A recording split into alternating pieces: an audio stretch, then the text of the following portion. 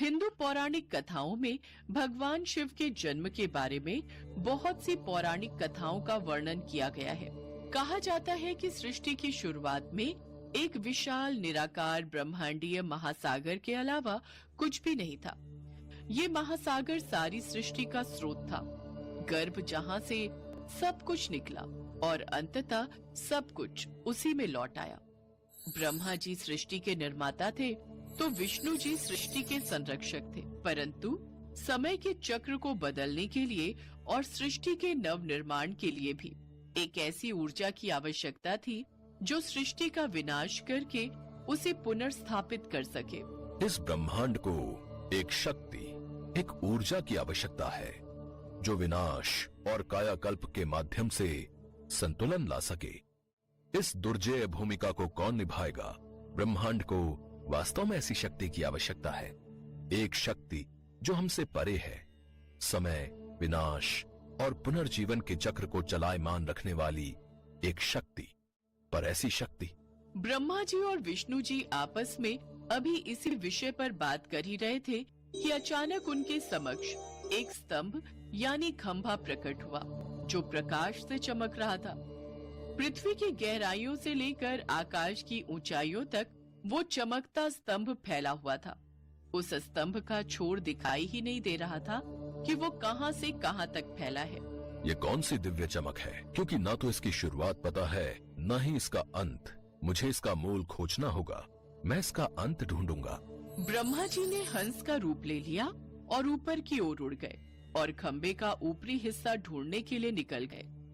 वहीं विष्णु जी ने वराह यानी सुअर का रूप धारण किया और पृथ्वी में समा गए।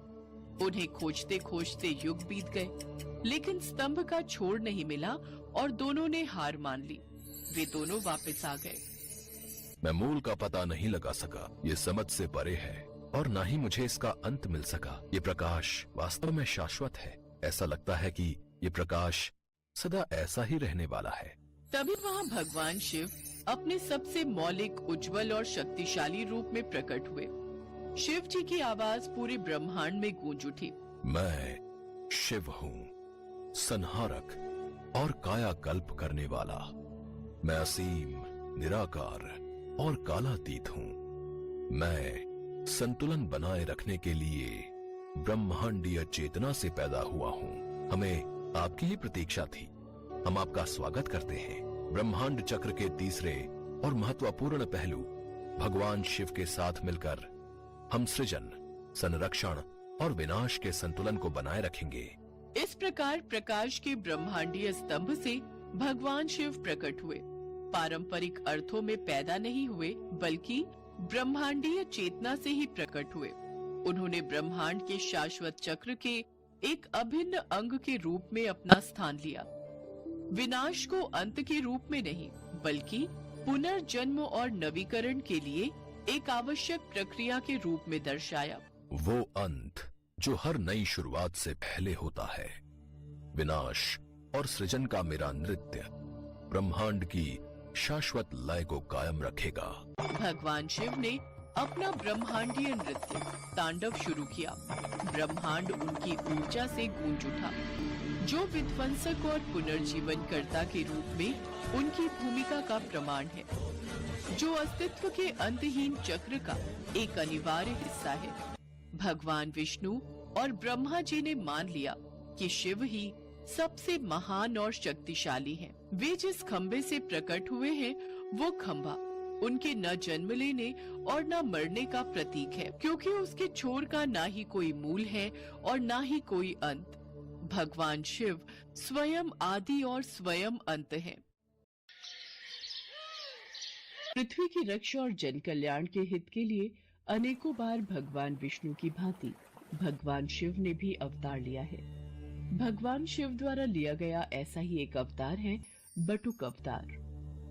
बटुक का अर्थ होता है छोटा बच्चा। पौराणिक कथा के अनुसार एक बार मां पार्वती की पुत्री अशोक सुंदरी ने हुंड नामक दैत्य को अपनी बाल्यावस्था में एक श्राप दिया था कि उसकी मृत्यु अशोक सुंदरी के होने वाले पति नहुष के हाथों ही होगी। इसलिए बाल्यावस्था में ही हुंड ने नहुष का वध करने की योजना बनाई। मैं अशोक सुंदरी के श्राप को सिद्ध होने से पहले ही नष्ट कर दूंगा। मैं बाल्यावस्था में ही नहुष और अशोक सुंदरी का वध कर दूंगा। मुझे ये बात माताश्री को बतानी होगी। माताश्री, माताश्री, आप कहाँ हो? मेरा हृदय व्याकुल हो रहा है। क्या हुआ अशोक सुंदरी? आप इतनी घबराई हुई क्यों हो पुत्री? माताश्री, हुंड राक्षस नहुष को मारने के लिए निकल चुका है। वो नहुष का वध करने वाला है। उसको रोक लीजिए माताश्री, नहीं तो अनर्थ हो जाएगा। हुंड राक्षस की इतनी हिम्मत कि वो नहुष की हत्या करने का साहस कर बैठा। आज हुंड दैत्य को मेरे हाथों से कोई नहीं बचा सकता। देवता, ऋषि, मुनि सब हुंड के प्रकोप से तंग आ चुके हैं।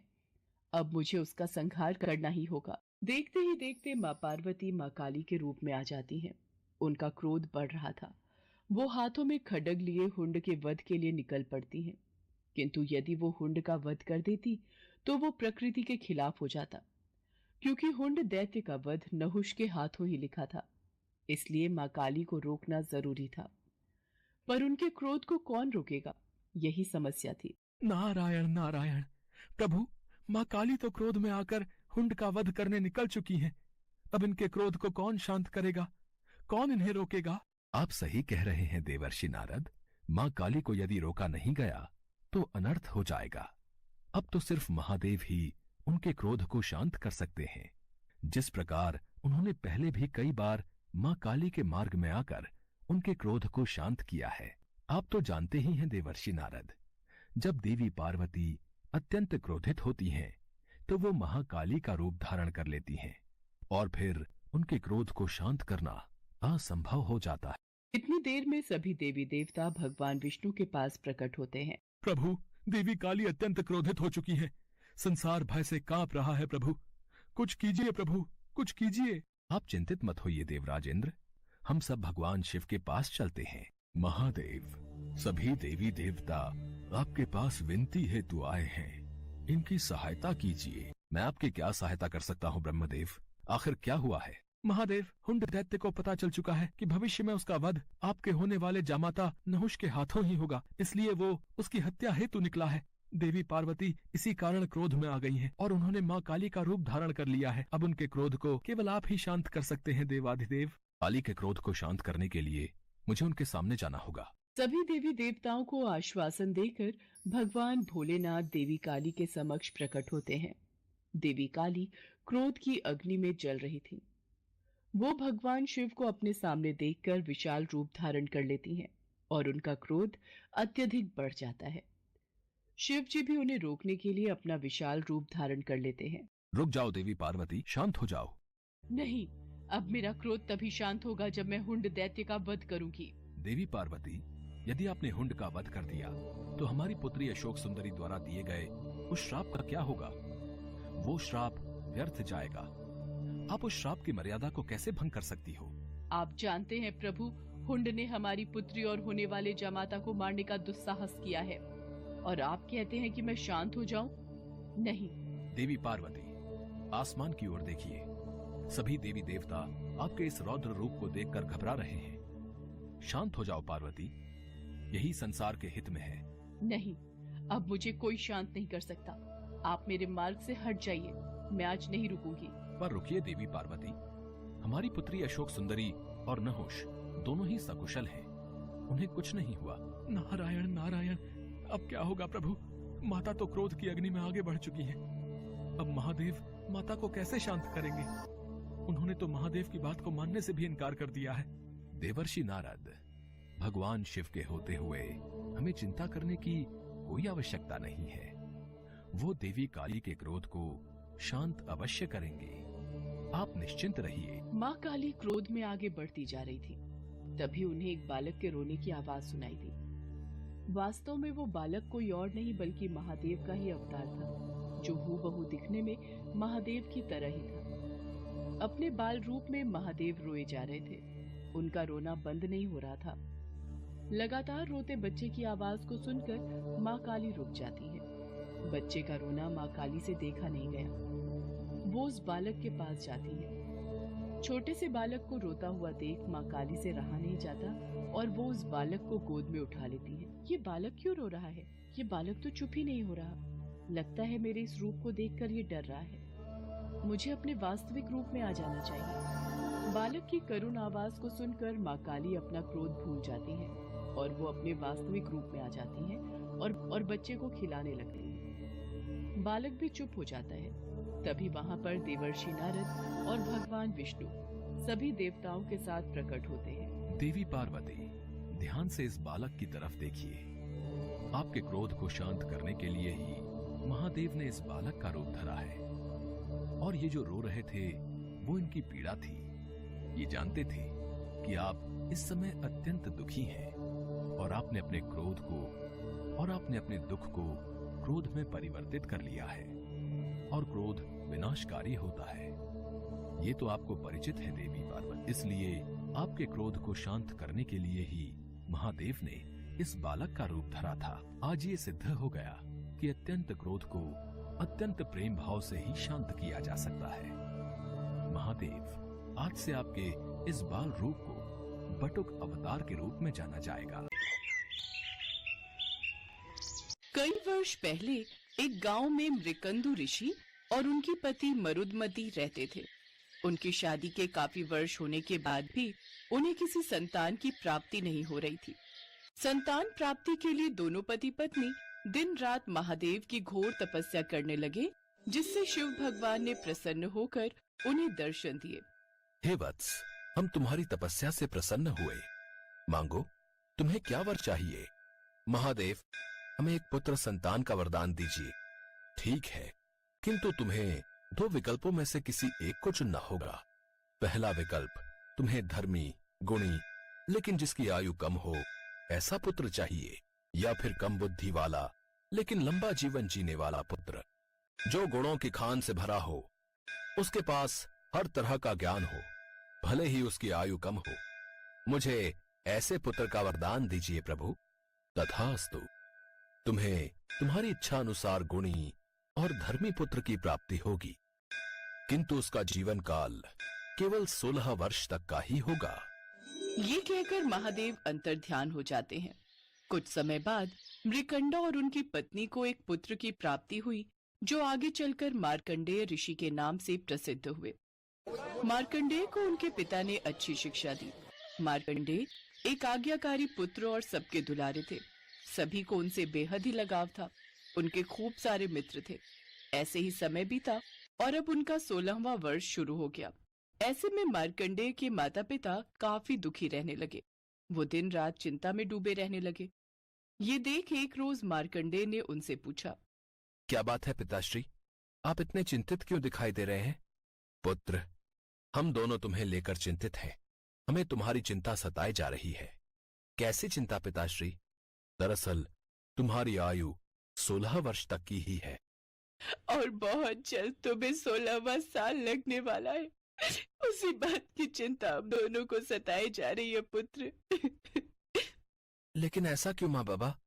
यही शिवजी का वरदान है पुत्र। अच्छा, लेकिन आप चिंता मत कीजिए पिताश्री, मुझे कुछ नहीं होगा। आप ही तो कहते हो, जो भी भगवान की सच्चे मन से प्रार्थना करता है उसकी भगवान अवश्य सुनते हैं। मुझे 16 साल तक जीने का वरदान महादेव ने दिया है, तो मैं अब उनसे ही अपनी दीर्घायु की प्रार्थना करूंगा। मुझे पूरा विश्वास है कि वो मेरी बात जरूर सुनेंगे। फिर मार्कंडेय भगवान शिव का आशीर्वाद लेते हैं और एक नदी के तट पर जाकर मिट्टी का शिवलिंग बनाकर भगवान शिव की तपस्या में लीन हो जाते हैं। तपस्या के दौरान ही मार्कंडेय को 16वां वर्ष शुरू हो जाता है। कुछ समय बाद उसकी मृत्यु का समय नजदीक आ जाता है। तब यमराज अपने दूतों से कहते हैं, जाओ, मार्कंडेय की मृत्यु का समय आ गया है। जाओ, उसे लेकर यहाँ आ जाओ। जो आज्ञा महाराज। दोनों यमदूत धरती लोक पर चले जाते हैं और जहाँ मार्कंडेय तपस्या कर रहा होता है, वो उस नदी के किनारे पहुंच जाते हैं। वो दोनों देखते हैं कि मार्कंडेय के चारों ओर एक अद्भुत सा चमत्कार फैल रहा है। ये भला किस तरह का प्रकाश है? अभी इसे छूकर देखते हैं। दोनों यमदूत उस प्रकाश की ओर बढ़ते हैं और उसे छूने लगते हैं, लेकिन तभी उन्हें जोर का बिजली का झटका लगता है और वो नीचे गिर जाते हैं। ये क्या भला? हम इसे छू क्यों नहीं पा रहे हैं? इसे छूते ही हमें जोर का करंट क्यों लग रहा है? इस तरह तो हम इसे अपने साथ नहीं ले जा पाएंगे। ये देखने से तो कोई साधारण बालक ही नजर आ रहा है, लेकिन इसे देखकर लगता है कि ये भगवान शिव का बना शिवलिंग ही इसकी रक्षा कर रहा है। हमें अभी ये बात जाकर यमराज जी को बतानी होगी। दोनों यमदूत वापस यमलोक पहुंच जाते हैं। हमें क्षमा करें प्रभु, हम तो उस बालक को छू भी नहीं पा रहे थे। लगता है भगवान शिव स्वयं उसकी रक्षा कर रहे हैं। बेवकूफों, दोनों खाली हाथ लौट आए। तुमसे एक साधारण बालक के प्राण तक नहीं लिए गए। ठीक है, अगर ये तुम्हारे बस की बात नहीं तो मैं स्वयं उस बालक के प्राण हरने जाऊंगा। यमराज स्वयं धरती पर उस बालक के प्राण लेने जाते हैं। मार्कंडेय, आज तुम्हारी जीवन लीला समाप्त होने जा रही है और मैं यमराज स्वयं तुम्हें लेने आया हूँ। नहीं, मैं आपके साथ नहीं आऊंगा। मेरे महादेव मेरी रक्षा करने अवश्य आएंगे। मैं तुम्हें आखिरी बार कहता हूँ कि आज तुम्हारे जीवन का आखिरी दिन है। आज तुम्हें मेरे साथ चलना ही होगा। फिर यमराज ने अपनी शक्ति से उस मार्कंडेय के चारों ओर फैले प्रकाश को हटा दिया। ये देख मार्कंडेय घबरा गया और उसने झट से शिवलिंग को गले से लगा लिया। फिर यमराज को कुछ समझ नहीं आया और उन्होंने अपने यमपाश को मार्कंडेय से बांध दिया, लेकिन उनका ये यमपाश मार्कंडेय के साथ उस शिवलिंग को भी बांधने लगा। यमराज उन्हें अपनी ओर खींचने लगे। तभी मार्कंडेय हाथ जोड़कर प्रार्थना करने लगे। हे शिव, अपने इस भक्त की रक्षा करो, मेरी रक्षा करो शिव। मार्कंडेय जब ऐसा कहकर जोर जोर से चिल्ला रहे थे तो यमराज उन्हें अपनी ओर खींचने लगे। तभी उस शिवलिंग से महादेव प्रकट हुए जो काफी ज्यादा क्रोधित थे।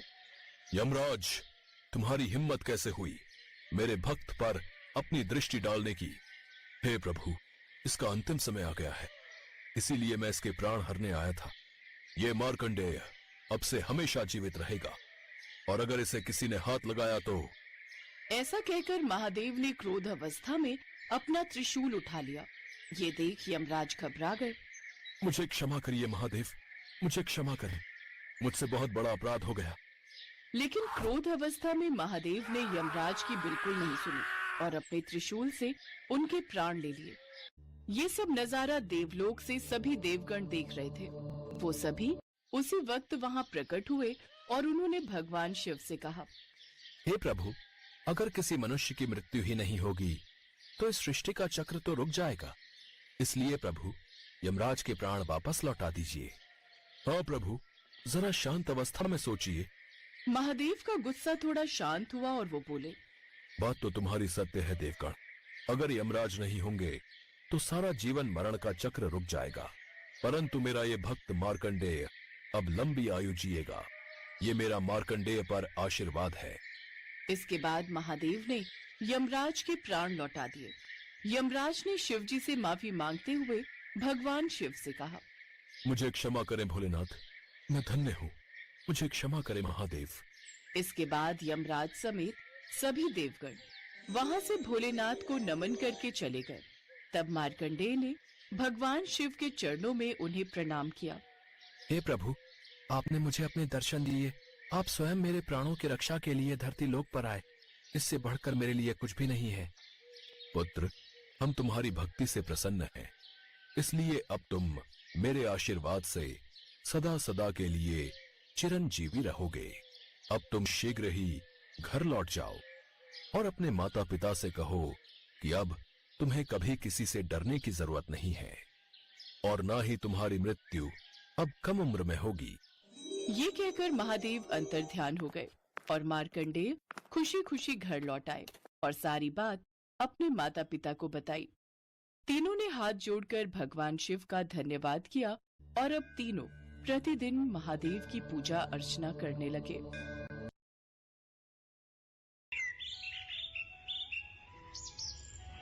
भस्मासुर नामक राक्षस दुनिया का सबसे ताकतवर असुर बनना चाहता था। एक बार जब भस्मासुर की भेंट नारद मुनि से हुई, तब उसने नारद मुनि से पूछा, हे वर्षि नारद, मैं पृथ्वी का सबसे शक्तिशाली प्राणी बनकर सभी पर शासन करना चाहता हूँ। आप बताइए, इसके लिए मैं किस देवता को प्रसन्न करूं कि मुझे इच्छित वर की प्राप्ति हो? नारायण नारायण, इच्छित वरदान की प्राप्ति के लिए तो भगवान भोलेनाथ की कड़ी तपस्या करनी होगी। भगवान शिव को प्रसन्न करना बेहद आसान है। अगर कोई सच्चे मन और श्रद्धा के साथ उन्हें याद करता है तो वो बड़ी आसानी से उसे अपना बना लेते हैं और उसकी हर इच्छा को पूरा करते हैं। इसलिए भस्मासुर, तुम उनकी तपस्या करो तो अवश्य ही इच्छित वरदान प्राप्त कर सकते हो। अच्छा, यदि ऐसा है तो देवर्षि नारद, मैं भोलेनाथ को अवश्य प्रसन्न करूंगा। नारायण नारायण नारायण नारायण। नारद मुनि वहाँ से चले जाते हैं और भस्मासुर जंगल की ओर चला जाता है और जंगल में जाकर वो भगवान शिव से वरदान पाने की लालसा में कड़ी तपस्या करता है। ओम नमः शिवाय, ओम नमः शिवाय, ओम नमः शिवाय, ओम नमः शिवाय, ओम नमः शिवाय, ओम नमः शिवाय। भस्मासुर को तपस्या करते कई वर्ष बीत गए। कठिन तपस्या के लिए किए जा रहे मंत्र उच्चारण की ध्वनि कैलाश पर्वत पर विराजमान भगवान शिव के कानों तक पहुंची और वे तपस्या में लीन भस्मासुर के पास पहुंचे। आंखें खोलो भस्मासुर। भस्मासुर का प्रणाम स्वीकार कीजिए महादेव। मेरी तपस्या से आप प्रसन्न हो ही गए। भस्मासुर, तुम्हारी कठिन तपस्या को देखकर तो मुझे प्रसन्न होना ही था। मांगो, तुम्हें क्या चाहिए? भस्मासुर ये जान गया था कि महादेव उसकी तपस्या से बहुत प्रसन्न हुए हैं। वो सोचने लगा कि वो किसी भी वरदान का हकदार है। भोलेनाथ, मुझे अमरता का वरदान चाहिए, अर्थात मैं हमेशा इस संसार में जीवित रहूं, मृत्यु भी मेरा कुछ ना बिगाड़ सके। भस्मासुर, ये वरदान मैं तुम्हें नहीं दे सकता, क्योंकि ये पूरी तरह से प्रकृति के नियम के खिलाफ है। जिसने भी इस संसार में जन्म लिया है, एक न एक दिन उसकी मृत्यु निश्चित ही है। यदि आप मुझे अमरता का वरदान नहीं दे सकते तो मुझे ये वरदान दीजिए महादेव कि मैं जिस किसी के सिर पर अपना हाथ रखूं वो भस्म हो जाए। ठीक है भस्मासुर, मैं तुम्हें ये वरदान देता हूँ कि तुम जिस किसी के भी सर पर हाथ रखोगे वो भस्म हो जाएगा। भगवान शिव ने भस्मासुर को जो वरदान दिया वो उनके लिए स्वयं आफत बन गया। भोलेनाथ, आप कितने भोले हो। आपने ये वरदान देकर मुझे संसार में सबसे शक्तिशाली बना दिया। अब मैं किसी को भी भस्म कर सकता हूँ। क्यों ना सबसे पहले मैं आपको ही अपना शिकार बनाऊं। आपको भस्म करके मैं कैलाश पर राज्य करूंगा। भस्मासुर, रुको। लगता है वरदान मिलने से तुम्हें अहंकार हो गया है, इसलिए तुम्हारी बुद्धि फिर गई है। शिव जी अपने द्वारा दिए गए वरदान को वापस नहीं ले सकते थे। उन्होंने वहाँ से भागने में ही अपनी भलाई समझी, क्योंकि भस्मासुर तो मंद बुद्धि था। वो उस समय पागलों की अवस्था में कुछ भी अनहोनी कर सकता था। अब भगवान शिव पूरी तरह से फंस चुके थे। रुकिए महादेव, मुझे इस वरदान को सिद्ध तो करने दीजिए। रुकिए महादेव, रुकिए। अब मैं क्या करूं? भगवान शिव इसी असमंजस में थे कि वो इस समय किस तरह भस्मासुर से छुटकारा पा सकते हैं। तभी उन्हें भगवान विष्णु का ध्यान आया। वे भगवान विष्णु का स्मरण करने लगे। हे विष्णुदेव, मेरी रक्षा कीजिए। इस भस्मासुर से मुझे बचाइए। मैं संकट में हूँ। चिंता मत कीजिए महादेव, आपको कुछ नहीं होगा। आप इसी गुफा में रहिएगा। मैं भस्मासुर को आप तक नहीं पहुँचने दूंगा। भगवान शिव को आश्वासन देकर भगवान विष्णु भस्मासुर का रास्ता रोकने चले गए। भस्मासुर शिव जी को ढूंढ रहा था कि उसकी नजर एक बेहद खूबसूरत स्त्री पर पड़ी, जिसे देखकर भस्मासुर अपनी सुध-बुध खो बैठा। वो ये भी भूल गया कि वो शिव जी की तलाश में था। स्त्री, वो भी वन में अकेली, कितनी आकर्षक सुंदरी है ये। इससे पहले इतनी आकर्षक सुंदरी मैंने कभी नहीं देखी। सुनो, तुम्हारा नाम क्या है सुंदरी? मेरा नाम मोहिनी है। तुम्हारी सुंदरता को देखकर मैं मोहित हो गया हूँ। मोहिनी, अति सुंदर नाम। तुम इस घने वन में अकेली क्या कर रही हो? मैं वन के निकट अपने माता पिता के साथ रहती हूँ और यहाँ वन में पूजा के लिए फूल चुनने आई थी। मोहिनी, मेरा नाम भस्मासुर है। मैं सर्वशक्तिशाली हूँ। मैं तुम्हें अपनी रानी बनाना चाहता हूँ। क्या तुम मुझसे विवाह करोगी? भस्मासुर की बात सुनकर मोहिनी हंस पड़ी। उसने भस्मासुर से कहा।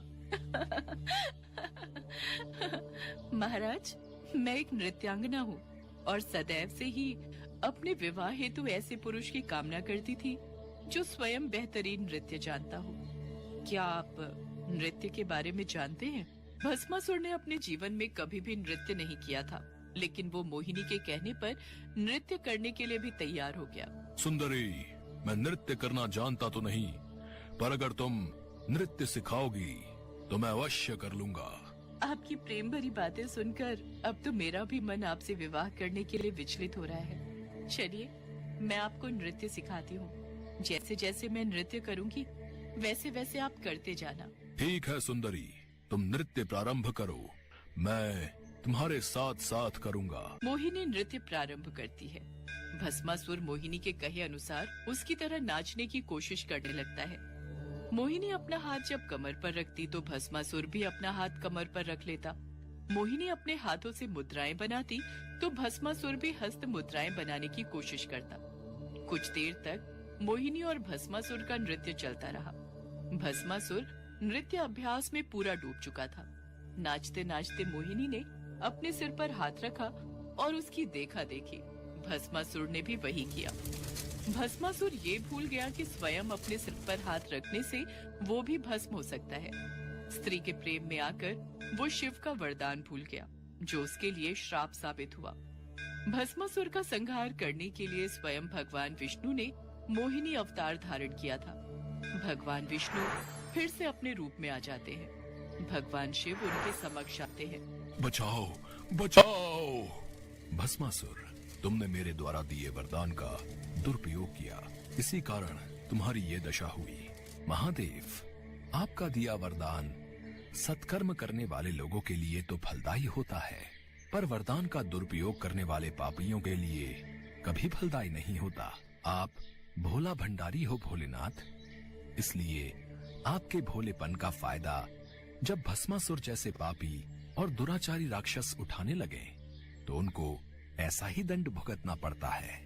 भस्मासुर को उसके पाप का दंड मिल गया, जिसके पश्चात भगवान शिव और भगवान विष्णु वहां से अंतर ध्यान हो गए। भगवान शिव के अनेकों भक्त हुए हैं, जिनमें एक बहुत ही भोला भाला शिकारी था, जिसकी भोली भाली भक्ति से प्रसन्न होकर भगवान भोलेनाथ ने उसे नाम दिया कन्नप्पा नयनार। एक प्रचलित कथा के अनुसार कन्नप्पा नयनार एक शिकारी था।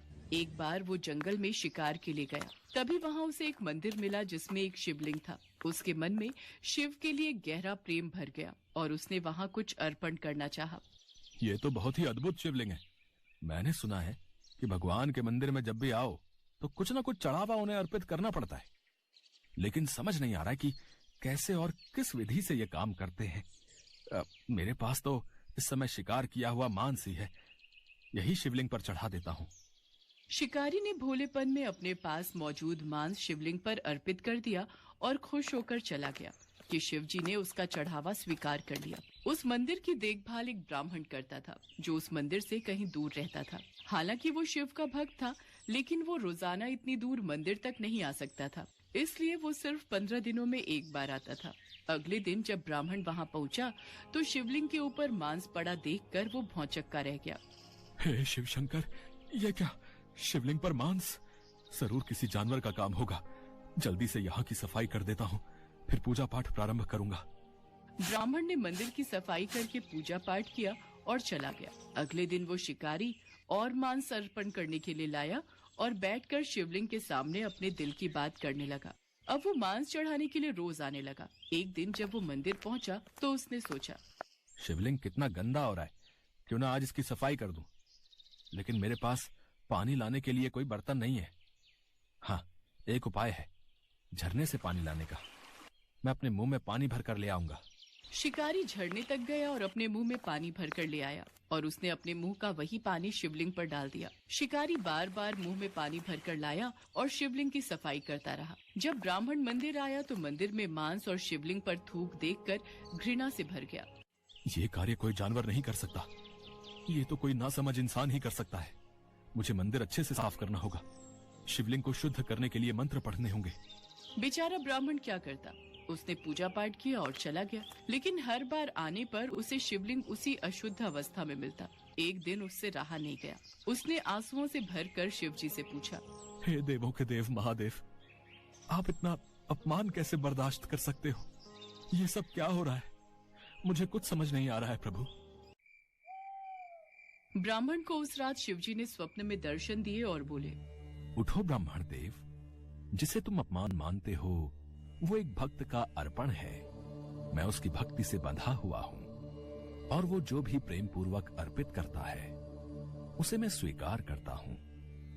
मेरा वो भक्त बहुत ही भोला भाला है और मुझे मेरे वो भक्त अति प्रिय है जो निस्वार्थ भावना से मेरी सेवा करते हैं। अगर तुम उसकी भक्ति की गहराई देखना चाहते हो तो कल सुबह मंदिर के पास में कहीं छिप जाना और उसे देखना। अगले दिन ब्राह्मण मंदिर के पास झाड़ियों में छिप गया और शिकारी को देखने लगा। शिकारी मांस और पानी के साथ आया। उसे ये देखकर आश्चर्य हुआ कि शिव हमेशा की तरह उसका चढ़ावा स्वीकार नहीं कर रहे। हे भगवान, आप आज मेरा चढ़ावा स्वीकार क्यों नहीं कर रहे? मुझसे क्या भूल हुई है प्रभु? मैंने कौन सा पाप कर दिया? अरे, शिवलिंग की दाहिनी आंख से कुछ रिस रहा है। ये तो रक्त है। प्रभु, आपके तो आंख में चोट लग गई है। मैं अभी जड़ी बूटी पीस कर लगाता हूँ। आपकी आंख बिल्कुल ठीक हो जाएगी। ब्राह्मण छिपकर सब कुछ देख रहा था। शिकारी ने उस आंख में जड़ी बूटी लगाई ताकि वो ठीक हो सके, लेकिन उससे और रक्त आने लगा। आखिरकार शिकारी ने अपनी आंख देने का फैसला किया। उसने अपना एक चाकू निकाला और अपनी दाहिनी आंख निकाली और उसे लिंग पर रख दिया। रक्त टपकना बंद हो गया। शुक्र है, रक्त टपकना बंद हो गया। प्रभु, मैं आपको दुख में नहीं देख सकता। पर ये क्या, अब तो बाईं आंख से भी रक्त निकल रहा है। मुझे अपनी दूसरी आंख भी प्रभु को अर्पण करनी होगी। हे भोलेनाथ, ये कैसा भक्त है जो आपको अपनी आंखें अर्पित कर रहा है। धन्य है ये भक्त, इसका उद्धार कीजिए प्रभु। दूसरी आंख तो मैं लगा दूंगा, पर उसे रखना कहाँ है ये मुझे कैसे पता चलेगा? क्योंकि मैं तो दोनों आंखों से अंधा हो चुका हूँगा। मुझे तो कुछ दिखाई ही नहीं देगा। एक काम करता हूँ, जहाँ आंख लगानी है वहाँ पर मैं अपना पैर टिका देता हूँ ताकि सही जगह पर आंख लग जाए। शिकारी ने शिवलिंग पर उस जगह अपना पैर टिका दिया जहाँ पर उसे अपनी आंख लगानी थी। पर जैसे ही वो अपनी दूसरी आंख को तलवार से निकालने ही वाला था कि उसकी अपार भक्ति को देखते हुए वहाँ भगवान शिव प्रकट हो गए। ब्राह्मण की आंखें भी आंसुओं से भर आई थी। वो भी दौड़कर भोलेनाथ के चरणों में गिर पड़ा। ब्राह्मण देवता, देखा, ये मेरा प्रिय भक्त कन्नप्पा नयनार है। कन्ना यानी आंखें अर्पित करने वाला, नयनार यानी शिव भक्त। हाँ, आज से तुम इसी नाम से जाने जाओगे। प्रभु, आपके दर्शन पाकर मैं धन्य हो गया। प्रभु, आपने मुझे एक नया नाम देकर मेरा उद्धार किया है। मैं अब से आपकी पूजा में लीन होकर अपने जीवन को आपको समर्पित कर दूंगा। प्रभु, भगवान शिव ये सब सुनकर मुस्कुरा देते हैं और उनके आशीर्वाद से कन्नप्पा नयनार की आंखों की रोशनी वापस आ जाती है। वो हाथ जोड़कर भगवान शिव के चरणों में लेट जाता है और उसी दिन से उस शिकारी को कन्नप्पा नयनार के नाम से जाना जाने लगा। सच में भगवान निस्वार्थ सेवा भाव के ही भूखे हैं। शिकारी ने जिस भाव से जो अर्पण किया वो भगवान भोलेनाथ ने खुशी से स्वीकार किया। एकमात्र मैं ही हूँ यहाँ, मेरे अलावा यहाँ कोई नहीं है। अर्थात मैं ही ईश्वर हूँ, मैं ही परम ब्रह्म हूँ। तभी उनकी नजर नागशैया पर विराजमान विष्णु भगवान पर गई। योग निद्रा में विलीन इस नागशैया में विराजमान आखिर दिव्य पुरुष कौन है आप? और मैं जिस कमल से उत्पन्न हुआ उसकी ऊर्जा क्यों सोख रहे हैं आप? मैं आपकी ऊर्जा नहीं सोख रहा, बल्कि आप मेरी नाभि से उत्पन्न हुए हैं। यथार्थ आपका जन्मदाता मैं हूँ। आप भूल रहे हैं कि मैंने ही आपको सर्वप्रथम जागृत किया था और इस सृष्टि के समक्ष मैं ही पहले उत्पन्न हुआ हूँ, इसलिए मैं ही श्रेष्ठ हूँ। लेकिन जो आधार प्रदान करता है वही श्रेष्ठ होता है और आपका आधार तो मैं हूँ। लेकिन आप तो यहाँ नीचे विराजमान हैं और मेरा कमल ऊपर ब्रह्मांड में उपस्थित है, इसलिए जो सर्वोच्च होता है वही श्रेष्ठ होता है। अब आप ये मान लीजिए कि मैं ही श्रेष्ठ हूँ। जब नारायण और ब्रह्मदेव इस विवाद में उलझे हुए थे कि उन दोनों में सर्वश्रेष्ठ कौन है, तब उनके समक्ष एक ऐसी ऊर्जा प्रकट हुई जो इस संसार में सबसे श्रेष्ठ है, यानी कि शिव भगवान का प्रकाश लिंग। वो दोनों ही प्रकाश लिंग को देखकर स्तब्ध रह गए और तभी उस प्रकाश में से आकाशवाणी हुई। हे ब्रह्मदेव, आप सृष्टि की रचना के लिए उत्पन्न हुए हैं, और हे नारायण, आप इस सृष्टि की रक्षा और पालन के लिए। किंतु आप दोनों इस विवाद में कैसे उलझ गए? लेकिन फिर भी आप दोनों ये ज्ञात करना चाहते हैं कि कौन श्रेष्ठ है, तो आप दोनों इस लिंग के विपरीत छोर की ओर बढ़िए, और दोनों में श्रेष्ठ वही होगा जो सर्वप्रथम इसके छोर के अंत तक पहुंचने में सर्वप्रथम होगा। इसके बाद ब्रह्मदेव हंस पर सवार होकर ऊपर की ओर चल पड़े, तो वहीं विष्णु जी अपने वराह अवतार में नीचे की ओर चल पड़े।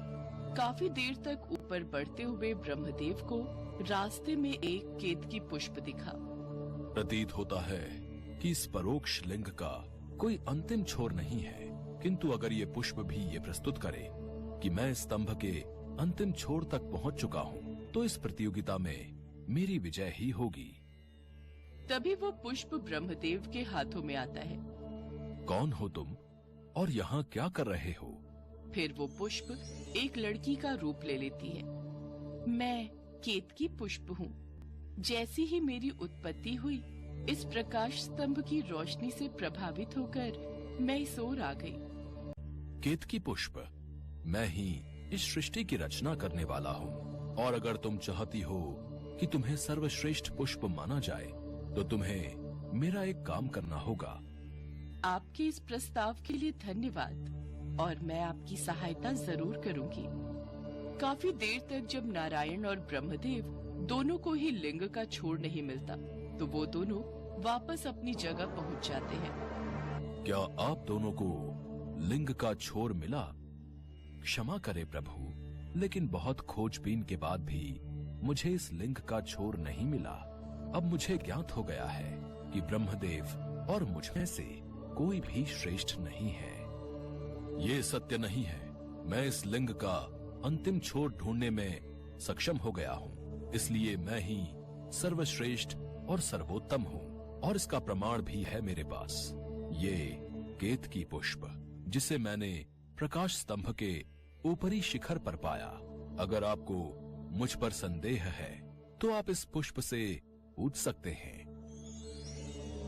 हाँ, ये बिल्कुल सत्य कह रहे हैं। ब्रह्मदेव ने मुझे इस लिंग के ऊपरी शिखर पर ही पाया था। तभी उस प्रकाश लिंग ने महादेव का अवतार ले लिया।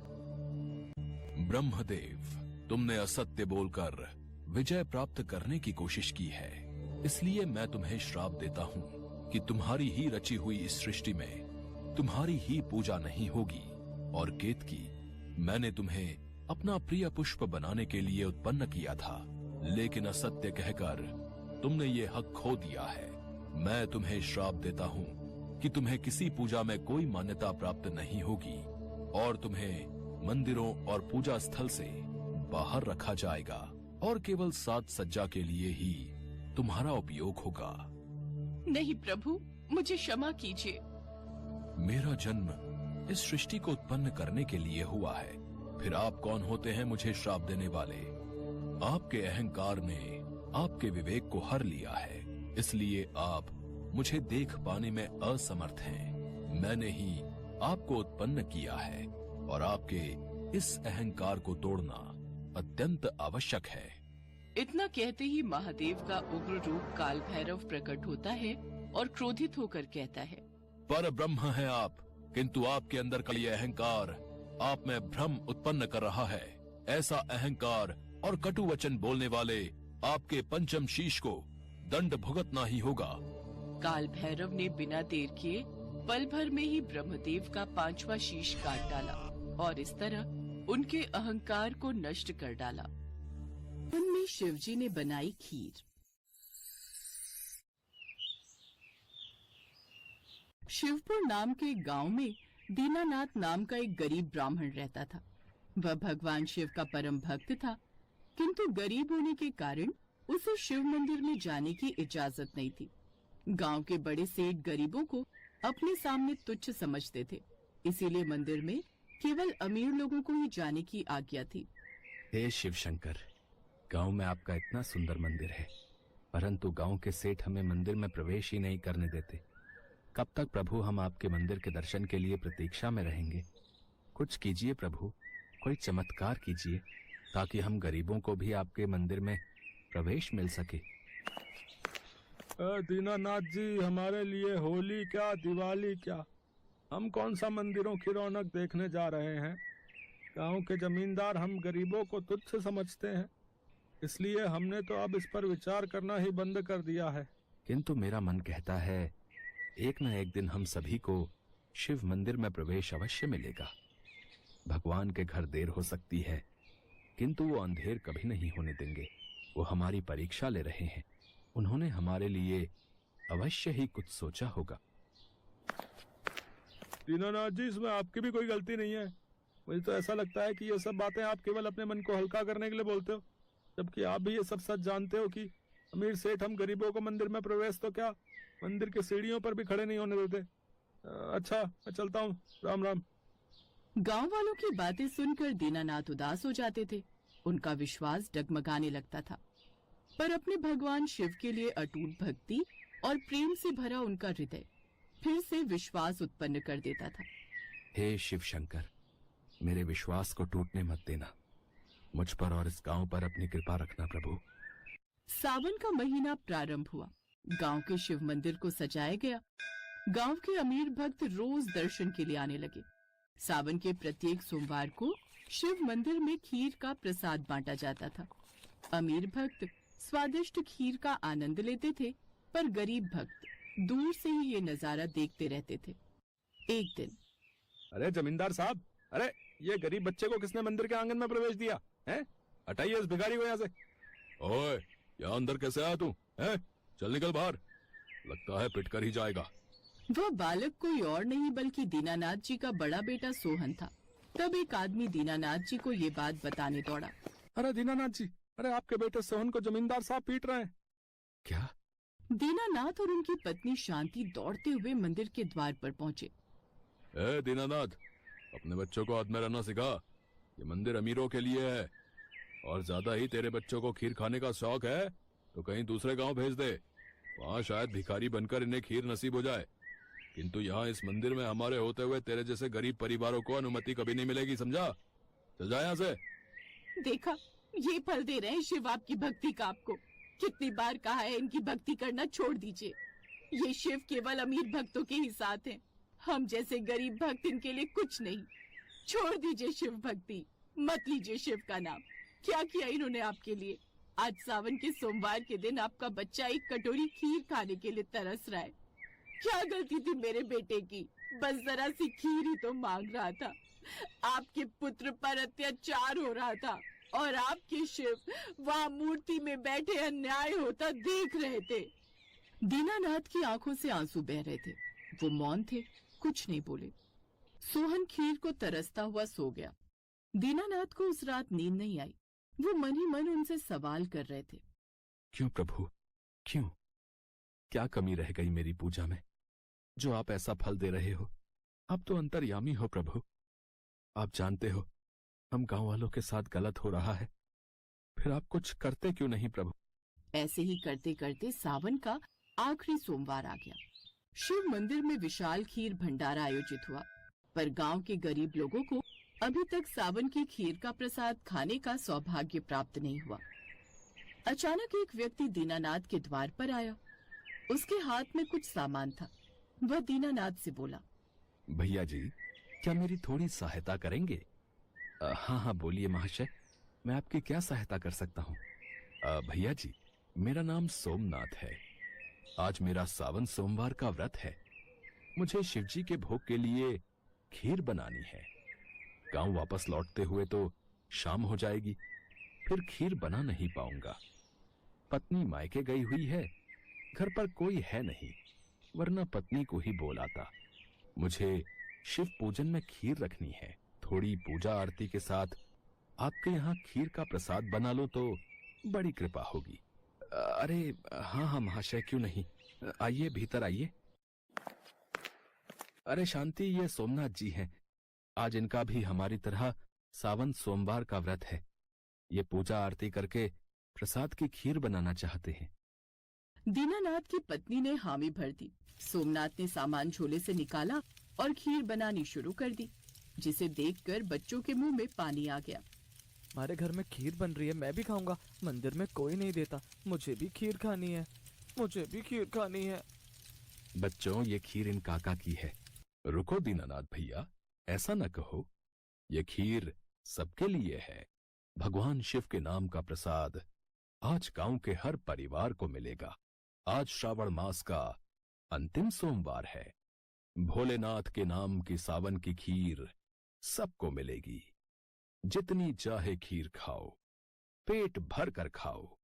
जाओ भैया, सबको कह दो, आज तुम्हारे घर सावन की खीर का प्रसाद बंट रहा है।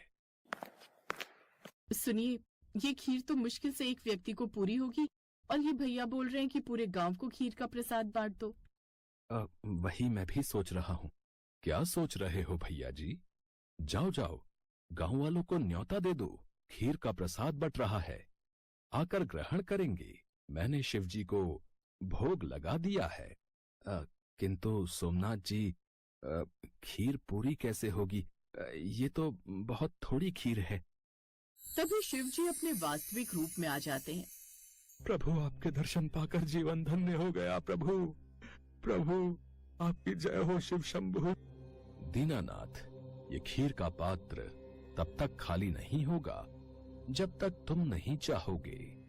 इस खीर में मेरा आशीर्वाद मिला है, इसे गांव में बांट दो। आज मेरे सावन के सोमवार में कोई भक्त खीर के प्रसाद से वंचित नहीं रहेगा। तुमने मेरी निस्वार्थ भावना से मदद की थी। मैं तुम्हें आशीर्वाद देता हूँ। तुम्हारे घर धन धान्य की कभी कमी नहीं होगी। मेरी कृपा सदैव तुम पर बनी रहेगी। इतना कहकर शिव जी अंतर ध्यान हो गए। दीनानाथ ने जब प्रसाद बांटना शुरू किया तो गांव वाले ये चमत्कार देखकर दंग रह गए। अब तो गांव के अमीर सेठ भी इस चमत्कार को देखने आने लगे। सबने शिव जी की शक्ति और चमत्कार को देखा। सेठों का मुंह शर्मिंदगी से झुक गया। सेठ जी, जमींदार साहब, अभी भी समय है। अहंकार का त्याग करके भगवान शिव के हाथों की बनी खीर ग्रहण कीजिए, ताकि उनकी कृपा प्राप्त हो सके। दीनानाथ ने अमीर सेठों को भी खीर का प्रसाद दिया, क्योंकि वो जानता था कि भगवान के लिए सभी प्राणी एक समान हैं और भगवान के प्रसाद में कोई ऊंच नीच का भेदभाव नहीं होता। अमीर सेठों को ये बात थोड़ी देर में समझ आई। उस दिन के बाद शिव जी की कृपा से गांव में अमीरी गरीबी का भेदभाव मिट गया और शिव जी का मंदिर सदैव के लिए सभी भक्तों के लिए खुल गया। सदियों पहले की बात है। एक बार समस्त श्रेष्ठगण और विद्वान पंडित ऋषि मुनि के लिए एक सभा आयोजित होती है, जिसमें महर्षि वशिष्ठ, महर्षि विश्वामित्र और नारद जैसे महान विद्वान शामिल होते हैं। वो सभी आपस में इस बात पर चर्चा करते हैं कि भगवान राम का नाम स्वयं राम के अस्तित्व से बड़ा है। उसी सभा में भगवान राम के परम भक्त हनुमान जी भी मौजूद होते हैं। हनुमान जी उन सब की बातों को बड़े गौर से सुन रहे होते हैं। तभी नारद हनुमान की तरफ देखते हैं और मन ही मन सोचते हैं, राम का नाम स्वयं राम के अस्तित्व से बड़ा है और इस बात को तो मैं सिद्ध करके ही रहूंगा। कुछ देर बाद सभा का समापन होता है। सभी ऋषिगण वहाँ से प्रस्थान के लिए खड़े होते हैं तो हनुमान जी सबके अभिनंदन के लिए खड़े होते हैं। तो नारद जी हनुमान के पास आते हैं और उनसे कहते हैं, नारायण नारायण, क्या बात है हनुमान जी, आप सभी ऋषि गणों का कितना आदर करते हैं। जैसे ही सभा समाप्त हुई, आप उनके अभिनंदन के लिए उठ खड़े हुए, लेकिन एक बात आपको अजीब नहीं लगती? कौन सी बात देव ऋषि जी? आप स्पष्ट शब्दों में कहिए कि आप कहना क्या चाहते हैं। ऋषि विश्वामित्र तो एक राजा है, और फिर एक राजा का ऋषि के रूप में अभिनंदन कैसा? मुझे तो ये बात ठीक नहीं लगती। हनुमान जी देव ऋषि नारद की इस बात को भली भांति समझ जाते हैं कि वो क्या कहना चाहते हैं। इसलिए जब सभी ऋषिगण वहां से प्रस्थान करते हैं तो हनुमान जी हाथ जोड़कर उन सब का अभिनंदन करते हैं। लेकिन ऋषि विश्वामित्र के जाने पर वो ऐसा नहीं करते, जिससे इसे अपना अपमान समझकर ऋषि विश्वामित्र बहुत क्रोधित हो जाते हैं और वो चिल्लाते हुए राम के पास जाते हैं और कहते हैं, हे राम, तुम्हारे भक्त हनुमान ने मेरे अलावा सभी ऋषि गणों का अभिनंदन किया और जानबूझकर मेरी अनदेखी की। इसका दंड तो उसे मिलना ही चाहिए। ऋषि विश्वामित्र भगवान राम के गुरु थे, जबकि हनुमान उनके प्रिय भक्त। उनके लिए दोनों ही महत्वपूर्ण थे, मगर इस संसार में गुरु का स्थान तो सबसे ऊंचा होता है। इसलिए राम विश्वामित्र के शब्दों की अवहेलना नहीं कर सकते थे। काफी सोच विचार करने के बाद राम विश्वामित्र जी से कहते हैं, हे गुरुदेव, आप ही बताएं कि इस अवहेलना के बदले हनुमान को क्या दंड दिया जाए। उनकी बात सुनकर ऋषि विश्वामित्र क्रोधित हो जाते हैं और उनके ऊंचे स्वर से समस्त सभा कांप जाती है। राम, हनुमान को मृत्यु दंड दिया जाए, मृत्यु दंड, और इसे मृत्यु दंड तुम्हारे हाथों दिया जाए, यही इसकी सजा है। अपने गुरुदेव के मुंह से ऐसी बात सुनकर राम आश्चर्यचकित हो जाते हैं और हनुमान के लिए अपार प्रेम होते हुए भी ऋषि विश्वामित्र की बात का समर्थन करने पर विवश होकर कहते हैं, हनुमान, तुम्हारा ये दंड क्षमा योग्य नहीं है, तो तुम्हें मृत्यु दंड अवश्य दिया जाएगा। जैसी आपकी इच्छा प्रभु, आपके हाथों मृत्यु पाना तो मेरा सौभाग्य होगा। श्री राम अपने गुरुदेव की बात का मान रखते हुए हनुमान को मृत्यु दंड देने के लिए तैयार हो जाते हैं और हनुमान जी असमंजस में पड़ जाते हैं। मगर तभी नारद उनके पास आकर कहते हैं, नारायण नारायण, राम भक्त हनुमान, मेरी मानो तो राम नाम में लीन हो जाओ। हो सकता है उनके नाम में लीन होने से स्थिति में परिवर्तन हो जाए। नारद की बात मानकर हनुमान जी जंगल के बीचों बीच एक पेड़ के नीचे बैठकर राम नाम का जप करने लगते हैं। जय श्री राम, जय श्री राम, जय श्री राम, जय श्री राम, जय श्री राम। हनुमान राम नाम में विलीन हो जाते हैं और उधर राम हनुमान को मृत्यु दंड देने के लिए वहां उपस्थित हो जाते हैं। विधि का विधान भी कितना अजीब है। जो अपार स्नेह का भागी है, आज उसी को मृत्यु दंड देने को विवश हूँ। भगवान राम ख्यालों में खोए हुए ही होते हैं कि तभी उन्हें अपने गुरु विश्वामित्र के अपमान का स्मरण हुआता है और वो क्रोधित अवस्था में आकर अपना बाण निकालकर हनुमान की तरफ छोड़ देते हैं, किंतु उनके बाणों का हनुमान पर कोई असर नहीं होता। ये कैसी विडंबना है, मेरे सभी बाण निष्क्रिय क्यों हो रहे हैं। हनुमान आंखें बंद करके लगातार राम नाम का जप किए जा रहे थे।